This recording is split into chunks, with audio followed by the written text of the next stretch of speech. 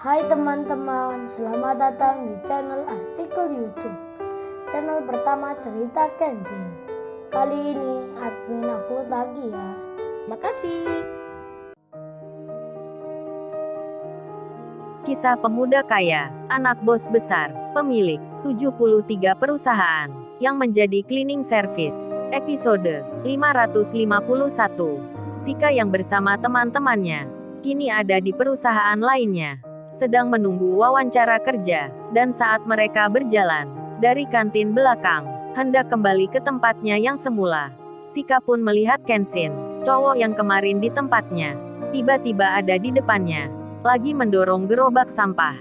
Sika pun terkejut jadinya, terkaget dirinya, deg-degan hatinya, melihat Kenshin berseragam cleaning service, benar-benar kerja begitu. Teman-temannya pun bertanya, "Hei Sika, kenapa kamu melihat cowok cleaning service itu? Apa kamu mengenalnya?" Sika pun menjawabnya, "Oh itu teman-teman yang aku maksudkan, cowok itu yang menolongku kemarin." Teman-temannya Sika pun tak percaya dibuatnya. "Yang benar kamu Sika, itu nggak mungkin kali. Lihat aja dia kan kerjanya begitu. Masa cleaning service itu yang menolongmu? Nggak masuk akal kamu Sika. Pasti kamu salah orang. Kalau dia orang kaya, yang katamu punya perusahaan, mana mungkin dia bekerja begitu? Mendorong gerobak sampah seperti itu." Teman-temannya Sika sangat tak percaya dengan apa yang dikatakan Sika. Dan Sika sendiri, lalu maju ke depan. Sika berjalan menghampiri Kenshin. Kenshin yang belum tahu itu, karena lagi memindahkan gerobak, Kenshin pun disapa. Sika itu berkata, "Lo masnya kerja di sini ya?"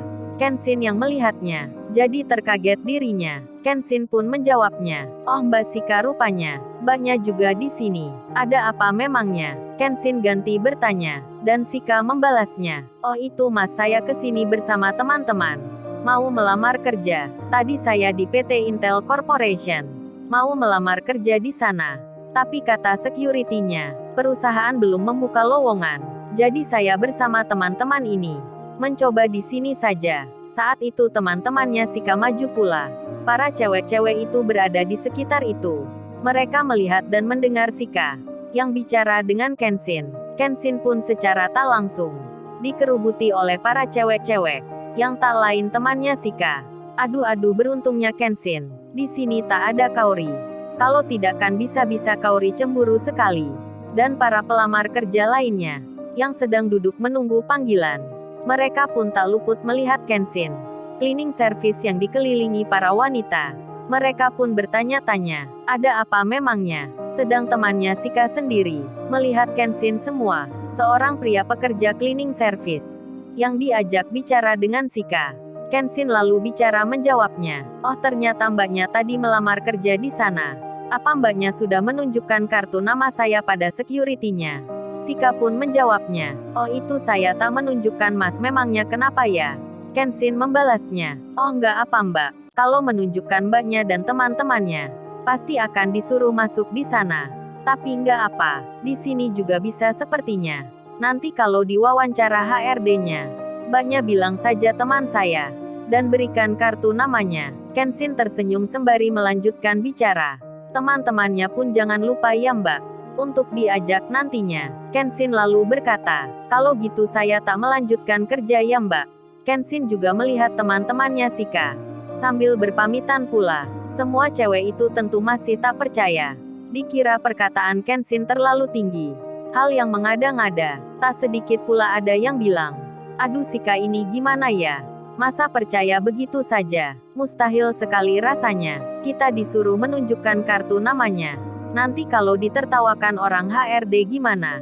Kan bisa malu kita." Teman-temannya Sika saling bicara. Kemudian mereka kembali ke tempatnya. Para pelamar lain pun melihat mereka yang baru bicara dengan cleaning service. Sedang Kenshin sudah selesai menata gerobak sampahnya. Kenshin pun naik mobil pick-up terbuka dan langsung kembali ke perusahaan yang semula. Sika dan teman-temannya pun masih antri. Begitu pula dengan pelamar kerja yang lainnya. Di tengah itu ada pegawai HRD yang keluar. Terlihat dua orang berjalan, lalu berdiri di depan pelamar kerja. Salah satunya pun bilang, "Oh ya rekan-rekan semua, yang masih menunggu panggilan kerja di sini. Kami memberitahukan terlebih dulu. Prioritas kami mencari pegawai baru secepatnya. Bukan semata-mata karena ada banyak lowongan kerja, tapi karena perintah atasan, yang harus membuka penerimaan tenaga kerja. Karena adanya krisis ekonomi, banyak perusahaan-perusahaan yang tutup. Jadinya kita di sini, mencoba menampung bagi yang membutuhkan. Dan perusahaan kita terbatas tempatnya. Jadi kalau sampai jam 3 sore nanti, yang dibutuhkan sudah terpenuhi. Mohon maaf yang sebesar-besarnya. Kami harus menutup penerimaan pegawai baru. Sebagai gantinya, bulan depan kami akan panggil kembali. Karena jumlah pelamar kerja hari ini sangat banyak sekali, melebihi kuota yang disediakan. Jadi mohon pengertiannya. Kami sadar pemberitahuan ini akan membuat kecewa rekan-rekan semuanya. Apalagi yang sudah menunggu dari pagi. Tapi yang kami interview saat ini adalah pelamar kerja yang kemarin, yang berada di urutan pertama, yang jumlahnya tak sedikit pula. Mendengar informasi tersebut, para pelamar kerja yang belum dipanggil untuk interview jadi merasa sedih semua. Mereka kecewa sekali. Sudah lama-lama antri, bahkan telah berharap kalau akan diterima kerja.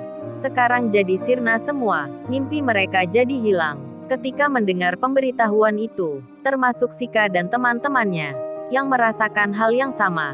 Sika pun jadi sedih juga.